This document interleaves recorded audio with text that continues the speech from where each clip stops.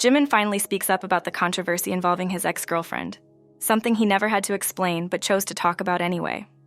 For the first time, RM has admitted that he's under pressure to marry and have children. Jungkook removes his latest piercing after it leaves him with permanent damage, and J-Hope might win the Grammy BTS never did. But would that triumph be a victory for him, or a quiet insult from the Academy to the group that made history? Watch until the end because you need to hear this. Jimin addresses the controversy surrounding his ex-girlfriend, despite not owing anyone an explanation. Recently, Jimin went live on social media from his hotel room in Paris. He spoke calmly and honestly, just before catching a flight back to South Korea. He used the live stream to answer questions and talk about what's next. When fans asked about possible concerts or performances, he admitted there weren't any scheduled yet. He even said it's probably time for BTS to finally make a comeback. That one sentence was enough to light a spark of hope among fans around the world. Jimin made it clear that this upcoming album isn't just another project, it's something special. He's been putting real effort into it, and he said it means a lot to him and the other members. He seemed genuinely excited, but also nervous, wondering how people will react when they hear it. He shared that the album has become something deeply meaningful to them all, something they're pouring their hearts into. He also talked a bit about what he's been doing to get ready. He mentioned that he's been running and keeping a strict diet, not just to look good, but because he wants to be fully prepared, both physically and mentally, for what's ahead. It was a quiet reminder that behind the scenes, he's working hard to be ready for BTS's return. But this livestream wasn't only about music. It was also the first time Jimin spoke publicly after a personal video of him was leaked online. The video showed him with a former girlfriend, with Hybe confirming that they had once been in a relationship and had since broken up. Jimin didn't directly mention the video, but he clearly referred to the situation, and in that moment, he let down his guard just a little. He said he always wants to show fans the best version of himself, but admitted that living life well isn't always easy. Becoming a good adult, doing the right thing, handling pressure, it all feels complicated. Sometimes, he said, it even feels like he's just pretending to be grown up. It was a quiet, vulnerable confession that showed how human he really is, someone who, like everyone else, struggles to figure life out. Still, he didn't stay focused on himself for long. He quickly turned the attention back to his fans. He told them not to worry about him, saying that their health and happiness mattered more than anything. He promised to return soon and show them more of himself when he gets back to Korea. Even though the live stream wasn't long, it made a big impact. Online, fans started reacting right away, especially to the way Jimin handled the leaked video. Some fans were frustrated by how much criticism he had received. They said that people were making a big deal out of something normal, that he had a girlfriend, and then they broke up. In their eyes, it was nobody's business, and he didn't deserve to be judged for it. Others expressed how sad it was that Jimin seemed to constantly feel like he had to apologize, even when he hadn't done anything wrong. They pointed out that he lives with enormous pressure to be perfect all the time, while some people online seem eager to tear him down over the smallest things. One fan even said that the more he apologizes for just being human, the more it encourages toxic fans to keep attacking him. There was also concern that Jimin might be stuck trying too hard to please everyone, and that it could be weighing on him more as time goes on. Fans hoped that as he gets older, he'll feel less pressure to live for others and more freedom to just be himself. Something strange is happening in K-pop, and BTS is the one suffering for it. There's a new kind of trend taking over the K-pop world, and it has nothing to do with music videos, stage outfits, or viral dances. Instead, it's all about dating rumors. Not real relationships, but stories made up by fans or internet users, based on the smallest and most random clues. Things like two idols visiting the same place, posting similar photos, or just being in the same city during the same month are enough to spark headlines and social media chaos. Sometimes, the same idol is rumored to be dating different people every few weeks, each rumor based on weak, stretched, or totally made-up connections. The latest example of this happened to BTS's RM and Blackpink's Jisoo. It all started when someone on a Korean forum called Nate Pan posted photos of RM and Jisoo. The post showed that both of them had taken pictures while looking at artwork by the Japanese artist Yoshitomo Nara at the South Bank Centre in London. The photos weren't of them together, and they weren't taken at the same time, but the fact that both had been at the same art exhibit was enough to get people talking. The original poster questioned whether it was just a coincidence or a hidden clue. Then, they added more fuel to the rumor. They compared photos both idols had taken near the London Eye, one of the UK's most famous landmarks. The angles and background looked kind of similar. Again, the two weren't in the same photo or even seen together at all. But to some people, the matching locations were enough to suggest they had gone there as a couple. In reality, the facts didn't line up. RM had shared those photos in a vlog where he was clearly shown hanging out with friends, just being a tourist and enjoying London. His trip seemed to have nothing to do with Jisoo. Her pictures came from an Instagram post she uploaded in August, when Blackpink was in the UK for their world tour. There's no sign that they were there at the same time or for any related reason. Despite this, people online reacted in very different ways. Some fans were quick to shut the rumors down. They pointed out that if you actually watched RM's vlog, it was clear who he was with, and that the group was just sightseeing and taking photos like any other traveler. One person commented that the idea they were dating just because they visited a museum and a famous landmark was ridiculous. This kind of guessing game happens all the time in K-pop. Every couple of weeks, there's a new rumor, often about different pairings, with fans digging through every detail of idols' social media, outfits, and even hotel decor. If two people wear the same necklace or post from the same-looking cafe, it can blow up into a full-blown dating theory. And even when there's no real proof, the rumors spread fast. By the time the truth comes out, or doesn't, most people have already made up their minds. RM and Jisoo didn't respond to the rumor, which isn't surprising. Most idols stay quiet during these situations. They know that trying to deny the story often just makes it worse. The more attention a rumor gets, the harder it is to shut down. As K-pop becomes more popular around the world, this kind of pressure is only growing. Every move, every photo, every moment shared with fans is being watched, analyzed, and sometimes twisted into something it's not. And while these rumors usually fade after a while, the impact on the idols doesn't go away so easily. They're left dealing with the fallout of stories they didn't ask for, didn't confirm, and in many cases had nothing to do with in the first place. For the first time, RM spoke openly about the pressure to settle down, and revealed how he really feels about marriage and having kids. On October 5th, during a live stream on Weverse, BTS leader RM opened up about something that a lot of people, especially young adults, think about but don't often say out loud: marriage, having kids, and the pressure to follow a traditional life path. During the broadcast, RM spoke honestly about how he sees life as a 31-year-old man living in the spotlight, but still trying to figure things out like everyone else. What made the timing even more powerful is that this happened during Chuseok, a major Korean holiday where families gather to celebrate, but also one that often brings pressure. It's a time when relatives start asking uncomfortable questions like, "When are you getting married?" or "When will you have children?" For many, especially women, it can feel overwhelming. So when RM started talking about these exact topics, it felt personal for a lot of people watching. He began by saying plainly, "I'm already 32. But instead of sounding like he was running out of time, he explained that he doesn't feel like marriage is something he has to do. It might happen if the timing and the person are right, or it might not, and either way, that's okay. He stressed that life doesn't come with a universal instruction manual, and what works for one person might not work for another. He talked about how, especially in today's world, a lot of people still feel like they're falling behind if they're not married by a certain age. But that pressure usually comes from old school ideas passed down by parents, society, or even the media. RM pointed out that this pressure is even stronger for women, who are often expected to marry young and have children early. He said he wishes people could move through life at their own speed, instead of racing to check off boxes they never agreed to in the first place.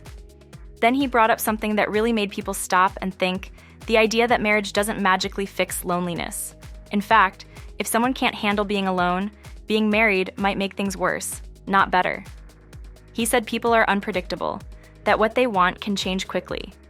Someone who's happy by themselves can also be happy with someone else, and someone who's unhappy alone might still feel lonely even after they get married. He made it clear, getting married to escape loneliness is not a great idea. When the topic shifted to kids, RM was honest. He said he's not sure if becoming a parent is something he wants. He joked that he can barely take care of himself, let alone another life. But then he got serious, saying that raising a child isn't something you can control. Kids have their own minds, their own dreams, and their own problems. He remembered how much trouble he gave his own parents and said that if he had a kid who acted like he did, it would be both lovable and incredibly frustrating. Still, like with everything else, he said there's no single right answer when it comes to parenting. He also made an important point. People's opinions are shaped by their own experiences. Someone who's married can only talk from a married person's perspective. Someone who's single can only speak from theirs. Neither one is completely right or wrong. They're just different. So when people give advice or share opinions about marriage or kids, it's worth remembering that they're speaking from their life, not yours. RM brought up something that hit home for a lot of fans his age. He said that those born in the 1990s are really the first generation in South Korea to start seeing marriage as a choice instead of an expectation. For older generations, not getting married was seen as failure. But that mindset is changing. Now people are starting to see that building a happy life doesn't have to look one specific way. He even opened up about his past. He admitted he wasn't the easiest child and that he caused a lot of stress for his parents.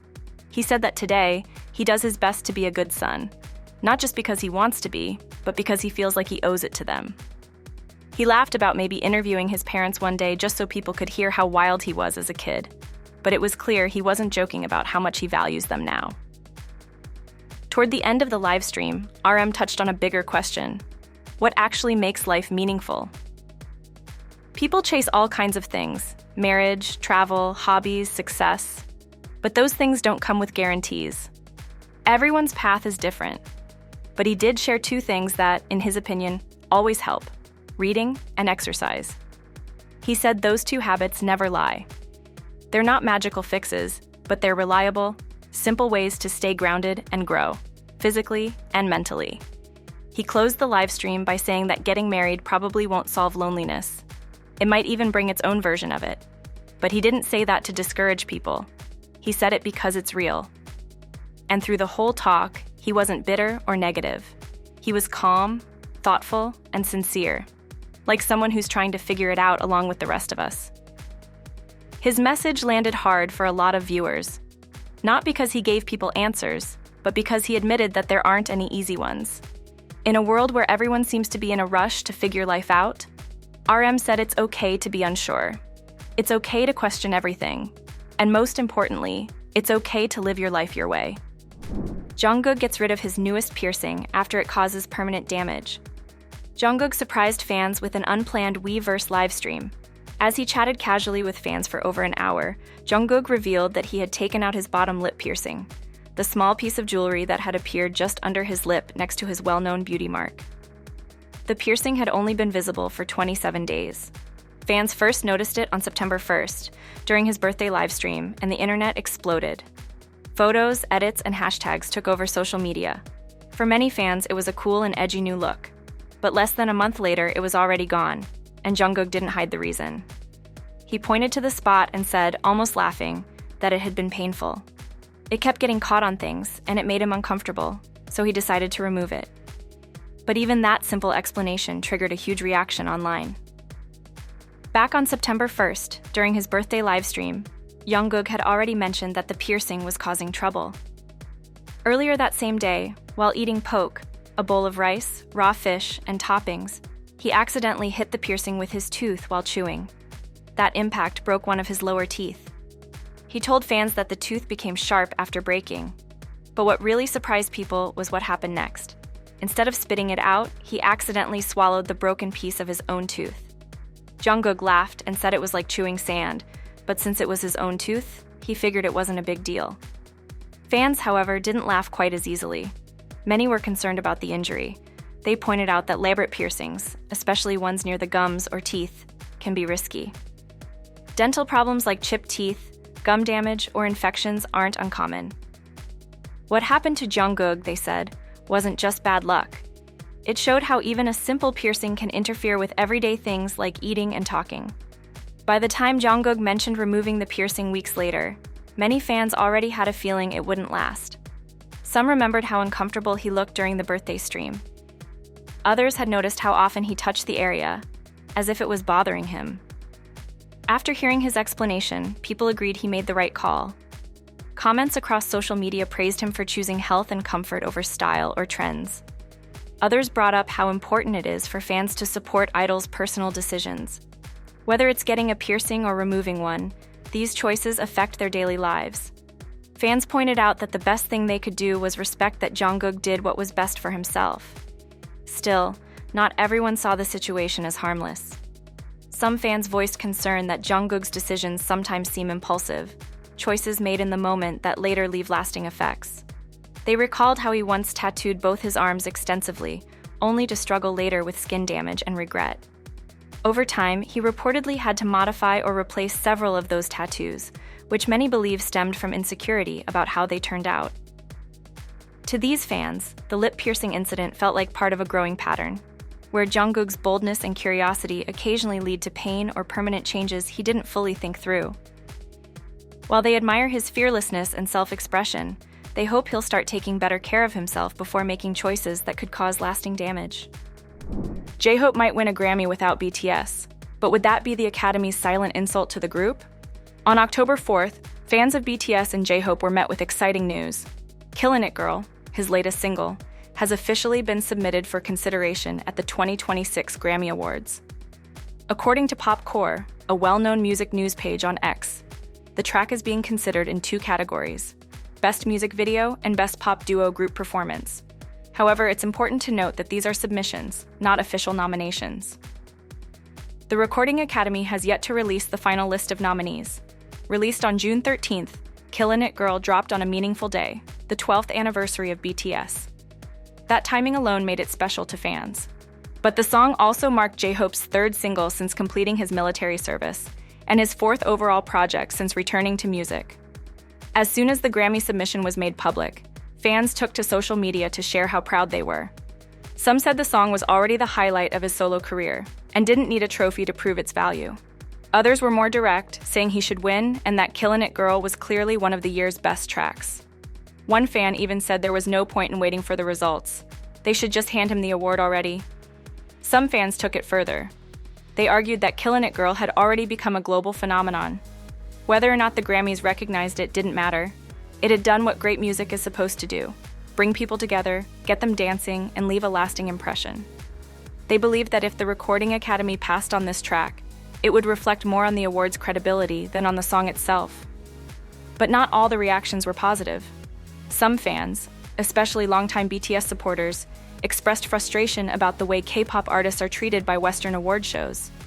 They pointed out that BTS and its members have been nominated in the past without taking home a single Grammy. Several users said the industry still struggles with bias against non-Western acts, and that this kind of pattern sends the wrong message to global artists who are clearly making an impact. Still, despite doubts about the fairness of the process, the support for Killin' It Girl only continues to grow. Yet, some wonder whether a Grammy win for J-Hope, especially if BTS as a group never receives one, could end up being more complicated than it seems. While it would mark a historic and well-deserved achievement for him individually, it might also feel bittersweet or even unfair to the other members who worked alongside him for over a decade to build BTS's legacy. Such a moment could unintentionally stir tension within the fandom, dividing supporters between celebrating J-Hope's solo success and mourning the group's continued lack of recognition. Now, fans around the world are waiting to see whether the Recording Academy will acknowledge it with an official nomination. But even if it doesn't happen, many feel the song has already achieved something greater. It made noise, turned heads, united people, and reminded everyone that J-Hope knows exactly who he is as an artist.